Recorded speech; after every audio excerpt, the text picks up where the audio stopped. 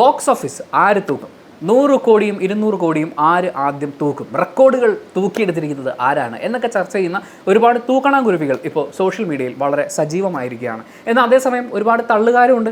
അത് cinema പ്രവർത്തകരുണ്ട്, cinema fans ഉണ്ട്, പിന്നെ രാഷ്ട്രീയ പ്രവർത്തകരുണ്ട്, മോട്ടിവേഷണൽ സ്പീക്കേഴ്സ് ഉണ്ട്, അങ്ങനെ ഒരുപാട് തള്ളുകാർ. പക്ഷേ സാധാരണക്കാരൻ ഇപ്പോൾ തള്ളാൻ ആഗ്രഹിക്കുന്നത് വീട്ടിലേക്ക് കയറി വരുന്ന വെള്ളത്തിനെയാണ്.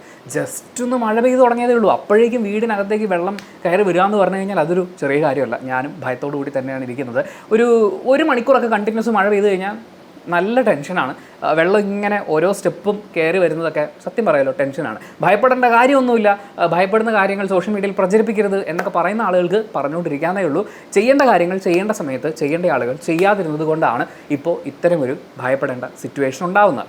അല്ലെങ്കിൽ ഒരുപാട് ആളുകൾ ബുദ്ധിമുട്ടുന്ന ഒരു സിറ്റുവേഷൻ ഉണ്ടാകുന്നത്. തദ്ദേശ സ്വയംഭരണ സ്ഥാപനങ്ങൾ, ജനപ്രതിനിധികൾ, വലിയ രാഷ്ട്രീയ പ്രവർത്തകർ, പിന്നെ ഈ പരിസ്ഥിതിയെക്കുറിച്ചൊന്നും വലിയ ചിന്തയില്ലാതെ ഓരോന്നും കെട്ടിപ്പൊക്കിയിട്ടുള്ള ഓരോ ആളുകൾ, സാധാരണക്കാർ മുതൽ ഒരുപാട് ആളുകൾ ഇതിൽ പ്രതിസ്ഥാനത്ത് തന്നെയാണ്. അത് പറഞ്ഞപ്പോൾ പുറകിലത്തെ ലൈറ്റ് അടിച്ചു പോയി. എനിവേ, ഇങ്ങനൊരു മഴയുടെ സാഹചര്യത്തിൽ തിയേറ്ററിൽ പോയി സിനിമ കാണുക എന്ന് പറയുന്നത് എല്ലാവർക്കും അത്ര ഈസി ആയിട്ടുള്ളൊരു കാര്യമൊന്നും ആയിരിക്കില്ല. അങ്ങനെ വീട്ടിലിരിക്കുമ്പോൾ കാണാൻ വേണ്ടിയിട്ട് നമുക്ക് ഒരുപാട് OTT പ്ലാറ്റ്ഫോമുകൾ ലോക്ക്ഡൗൺ നമ്മളെ പഠിപ്പിച്ചിട്ടുണ്ടല്ലോ.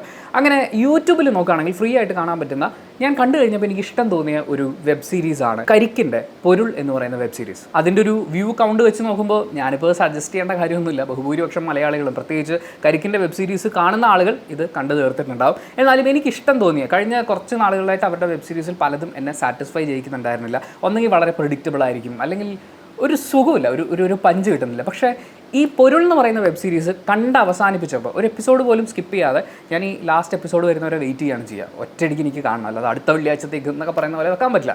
അപ്പോൾ അങ്ങനെ ഞാൻ ഫുള്ള് ഒരുമിച്ചിരുന്നാണ് കണ്ടത്. ഓരോ എപ്പിസോഡും കാണുമ്പോൾ അടുത്തത് കാണാൻ നമ്മളെ പ്രേരിപ്പിക്കുന്ന ഒരു എലമെൻറ്റ് അതിനകത്തുണ്ടായിരുന്നു. അതുപോലെ തന്നെ അതിൻ്റെ ക്ലൈമാക്സ്, ഒരു നല്ല രസമുള്ള ചെറുകഥ വായിച്ച് തീർന്നിട്ട് നമ്മൾ പുസ്തകം അടച്ചു നോക്കുമ്പോൾ ഒരു ഫീലില്ലേ, അതുപോലെ നല്ല രസമായിരുന്നു അത്. ഗൗതം സൂര്യയുടെ സംവിധാനം. അദ്ദേഹവും വിവേക് ജോസഫ് വർഗീസ് ഇവർ രണ്ടുപേരും കൂടി ചേർന്നിട്ടാണ് ഇതിൻ്റെ തിരക്കഥ ഒരുക്കിയിട്ടുള്ളത്. മാളവിക വിയൻ മധുര മനോഹര മോഹത്തിൻ്റെ എഡിറ്ററാണ്, അവർ തന്നെയാണ് ഇത് എഡിറ്റ് ചെയ്തിരിക്കുന്നത്. ഋതു വൈശാഖിൻ്റെ മ്യൂസിക്കാണ്. ഇത്രയും കാര്യങ്ങൾ ഞാൻ എടുത്തു പറയാനുള്ള കാരണം എന്ന് പറയുന്നത് ഈ മേഖലകളിലെല്ലാം ഈ വെബ് സീരീസ് വളരെയധികം മികച്ചു നിൽക്കുന്നതായി എനിക്ക് അനുഭവപ്പെട്ടു എന്നുള്ളതാണ്. ഇതിൻ്റെ പോസിറ്റീവ്സിലേക്ക് നമ്മൾ കടക്കുമ്പോൾ പെർഫോമൻസുകൾ ഗംഭീര പ്രകടനങ്ങളാണ്. വളരെ കുറച്ച് സീനുകളിൽ വളരെ കുറച്ച് കാര്യങ്ങൾ മാത്രം എക്സ്പ്രസ് ചെയ്യാനുള്ളൂ എങ്കിൽ പോലും അതിനെ ഗംഭീരമാക്കിയ മാല പാർവതിയെക്കുറിച്ച് പറഞ്ഞുകൊണ്ട് തന്നെ നമുക്ക് തുടങ്ങണം. അവരുടെ ഉള്ളിൽ ഒരുപാട് പെയിനുണ്ട്, എന്നാൽ അതേസമയം അവർക്ക് സമയമില്ല, ഈ വേറെ ഒരുപാട് കാര്യങ്ങൾ ചെയ്യാനുണ്ട്.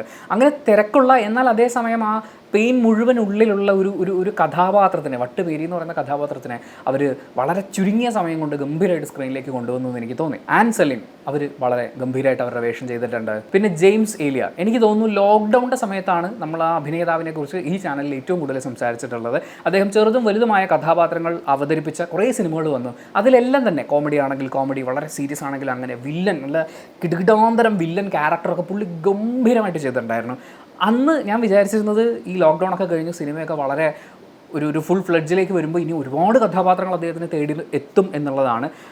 എവിടെയൊക്കെയോ നമ്മുടെ മലയാള സിനിമയിൽ കുറേ ആളുകൾ പോയതിന് ശേഷം, അവരുടെ വിടവാങ്ങലിന് ശേഷം അവശേഷിപ്പിക്കപ്പെട്ടിട്ടുള്ള വിടവുകളുണ്ട്. അവിടങ്ങളിലൊക്കെ നിൽക്കാൻ പറ്റുന്ന വളരെ ഫ്ലെക്സിബിളായിട്ടുള്ള, വളരെ കാലിബറുള്ള ഒരു ഗംഭീര അഭിനേതാവ് അദ്ദേഹത്തിലുണ്ട് എന്നെനിക്ക് ഫീൽ ചെയ്തിട്ടുണ്ട്.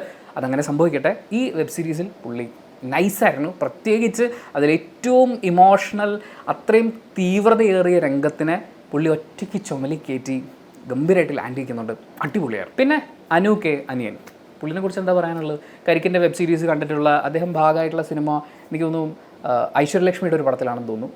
ഏതൊക്കെയോ സിനിമകളിൽ കണ്ടിട്ടുണ്ട്. പക്ഷേ സിനിമകളിലൊക്കെയും അദ്ദേഹം ഈ കരിക്കിൽ ചെയ്യുന്ന ആ കോമഡി ക്യാരക്ടേഴ്സിൻ്റെ ഒരു ആവർത്തനം ചെയ്യാൻ ശ്രമിക്കുന്ന പോലെ, അല്ലെങ്കിൽ സംവിധായകരാണെങ്കിലും ചെയ്യിപ്പിക്കാൻ ശ്രമിക്കുന്നതായിരിക്കും അവർ. പക്ഷേ അങ്ങനെ ചെയ്യിപ്പിക്കാൻ ശ്രമിക്കുന്നതാണെന്ന് എനിക്ക് ഈ വെബ് സീരീസ് കണ്ടപ്പോൾ ഫീൽ ചെയ്തു. കാര്യം ഇതുവരെ നമ്മൾ കണ്ടിട്ടുള്ള സാധനങ്ങളിൽ നിന്നൊക്കെ ഡിഫറൻ്റായിട്ട് വേറൊരു ക്യാരക്ടറിനെ ഗംഭീരമായിട്ട് പുള്ളി നമ്മുടെ മുന്നിൽ എത്തിക്കുന്നുണ്ട്. പ്രത്യേകിച്ച് ആ നടത്തവും കാര്യങ്ങളൊക്കെ ഉണ്ടല്ലോ. ഒരു ആക്ടറിന് അതിപ്പോൾ എങ്ങനെ പറഞ്ഞ് മനസ്സിലാക്കാമെന്നറിയില്ല, അയാൾക്ക് പ്രത്യേകിച്ച് ഒന്നും ചെയ്യാനില്ല, ചുമ്മാ ഒന്ന് നടന്നു വരുന്നൊരു ഷോട്ട് എടുക്കുമെന്ന് പറഞ്ഞാൽ ക്യാരക്ടറായിട്ട് വരാൻ പറ്റണം. അത് വേറൊരു സാധനമാണ്. അത് പുള്ളിയിലുണ്ട് എന്ന് ഈ ഒരു വെബ് സീരീസ് കണ്ടപ്പോൾ, ഇതിൻ്റെ ക്ലൈമാക്സ് എസ്പെഷ്യലി കണ്ടു കഴിഞ്ഞപ്പോൾ എനിക്ക് ഫീൽ ചെയ്തു. പിന്നെ എടുത്തു പറയേണ്ട ഒരു അഭിനേതാവ് കൂടിയുള്ളത് സജീവ് കുമാറാണ്. അദ്ദേഹം ഇതുവരെ അഭിനയിച്ചിട്ടുള്ള എല്ലാ സിനിമകളിലും, എന്ന് വെച്ചാൽ ചില സിനിമകളിൽ അദ്ദേഹത്തിന് പ്രത്യേകിച്ച് റോളൊന്നും ഉണ്ടാവില്ല, ഒരു ഡയലോഗോ 2 ഡയലോഗോ, പിന്നെ കൂടെ നിൽക്കുക, അങ്ങനെയൊക്കെ ആയിരിക്കും. അങ്ങനെ ചെയ്യുന്ന സാധനങ്ങൾ പോലും ഒരു അഭിനേതാവാണ് അത് എന്ന് ചിന്തിക്കാത്ത രീതിയിൽ നമ്മൾ വളരെ കൂളായിട്ട് അത് പാസ് ചെയ്ത് പോകുക എന്ന് പറയില്ല, ആ രീതിയിൽ പെർഫോം ചെയ്യാൻ പറ്റുന്ന ഒരു ആർട്ടിസ്റ്റാണ്. പുള്ളി ഗംഭീരമാക്കിയെന്ന് എനിക്ക് തോന്നുന്നു. ഈ അഭിനേതാക്കളുടെ ഒക്കെ പേര് പറയുക എന്നുള്ളത് തന്നെയാണ്, അല്ലെങ്കിൽ അവരെ പുകഴ്ത്തുക എന്നുള്ളത് തന്നെയാണ് ഈ വെബ് സീരീസ് അവതരിപ്പിക്കുന്നതിലെ എൻ്റെ, അല്ലെങ്കിൽ ഈ വെബ് സീരീസിനെ കുറിച്ച് ഒരു വീഡിയോ ചെയ്യുക എന്ന് പറയുന്നതിൽ എൻ്റെ ഏറ്റവും വലിയ സന്തോഷം, അഭിമാനം എന്നൊക്കെ പറയുന്നത് ഗംഭീര ആർട്ടിസ്റ്റുകളായിരുന്നു. ആൻഡ് ഇതിൻ്റെ വിഷ്വൽസ് വളരെ രസമായിട്ടാണ് അവർ ചെയ്തിരിക്കുന്നത്. ആ പ്രദേശം ഉണ്ടല്ലോ, ഈ കഥ നടക്കുന്ന അവിടേക്കൊരു ആൾ വരുന്നു, അതിൽ കുറേ നിഗൂഢമായിട്ടുള്ള കാര്യങ്ങളുണ്ട്, എന്നാൽ അതേസമയം പ്രകൃതിരമണീയമായിട്ടുള്ളൊരു സ്ഥലമാണ്. പിന്നെ ഇവരുടെ ഒക്കെ മെൻറ്റാലിറ്റി ഉണ്ടല്ലോ, ഇവരുടെയൊക്കെ ഉള്ളിൽ ഇങ്ങനെ മൂടിക്കെട്ടി നിൽക്കുന്ന ഒരു ഇമോഷൻ, അതിനൊക്കെ കൊണ്ടുവരാൻ ശ്രമിക്കുന്നത് പോലെ എനിക്ക് ഫീൽ ചെയ്തു. വളരെ ഗംഭീരമായിട്ട് ചെയ്തിട്ടുള്ള ഒരു വിഷ്വൽ പരിപാടിയായിരുന്നു. അതിൻ്റെ എഡിറ്റിംഗ് സൈഡാണെങ്കിലും എല്ലാം കൊണ്ടും അടിപൊളിയായിട്ട് അവർ ചെയ്തിട്ടുണ്ട്. കരിക്ക് പിന്നെ ആസ് എ പ്രൊഡക്ഷൻ ഹൗസ് അവർ ഒരുപാട് ഇമ്പ്രൂവ് ചെയ്യുന്ന, അവരുടെ തുടക്കം തന്നെ വളരെ നന്നായിട്ട് തന്നെയാണ് ചെയ്തത്. പക്ഷേ അവിടെ നിന്ന് ഇങ്ങോട്ടേക്ക് വരുമ്പോൾ അവരുടെ ഒരു വിഷ്വലൈസേഷൻ പരിപാടികൾ ഗംഭീരമായിരുന്നു. അതുപോലെ തന്നെ സൗണ്ടിനെ കുറിച്ചും പറയണം. ആ പ്രദേശത്ത് നമ്മൾ കേൾക്കാൻ സാധ്യതയുള്ള സൗണ്ടുകളെ അതുപോലെ നമുക്ക് കേൾക്കാൻ പറ്റുന്നുണ്ട്. ഇങ്ങനെയൊക്കെയുള്ള പ്രദേശങ്ങളിൽ രാത്രിയാകുമ്പോൾ ഡെസിബിൾ കൂടി വരുന്ന ചില ശബ്ദങ്ങളുണ്ട്, കുറഞ്ഞു വരുന്ന ചില കാര്യങ്ങളുണ്ട്.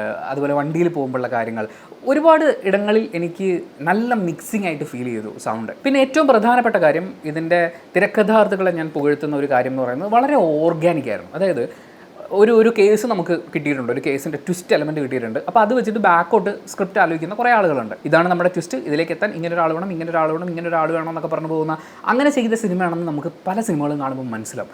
പക്ഷേ ഇതെന്ന് പറഞ്ഞു കഴിഞ്ഞാൽ അവിടെ ഒരാൾ വന്നു, കാഷ്വലി ആയാലും ഇങ്ങനെ പോകുന്നു. അപ്പോൾ കാഷ്വലി ആയിട്ട് ഫീൽ ചെയ്തൊരു കാര്യം ചുമ്മാ നോക്കാമെന്ന് വിചാരിച്ചു, അങ്ങനെ പോകുന്ന, എന്നാൽ അതേസമയം ഇതിലെന്തോ ഉണ്ടല്ലോ എന്ന് പറയുന്നൊരു ഫീല് കണ്ടിരിക്കുന്ന പ്രേക്ഷകരിൽ ഉണ്ടാകുന്ന വളരെ ഓർഗാനിക്കായി ഒരു ഗംഭീര കേസന്വേഷണമായിട്ട് മാറുന്ന ഒരു സീരീസ്.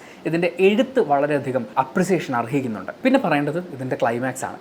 പല വെബ് സീരീസുകൾ നമ്മളിങ്ങനെ കണ്ടു നോക്കും, ഇടയ്ക്ക് എവിടെയെങ്കിലും രസമുള്ള കാര്യങ്ങളുണ്ടാവും. പിന്നെ നമുക്കറിയാവുന്ന ആളുകളല്ലേ, അല്ലെങ്കിൽ നമ്മൾ ഇവരിൽ നിന്ന് എന്തൊക്കെയോ പ്രതീക്ഷിക്കുന്നുണ്ടല്ലോ എന്ന് വെച്ചാൽ നമ്മളിങ്ങനെ ചിലപ്പോൾ മുഴുനീളമൊക്കെ ഇരുന്ന് കാണും. പക്ഷേ തീർന്നു കഴിയുമ്പോൾ നമുക്കൊരു എന്താ പറയുക, ചില ആൾക്കാർ പറയില്ലേ, ഒരു മജ തോന്നിയില്ല എന്ന് പറയില്ലേ.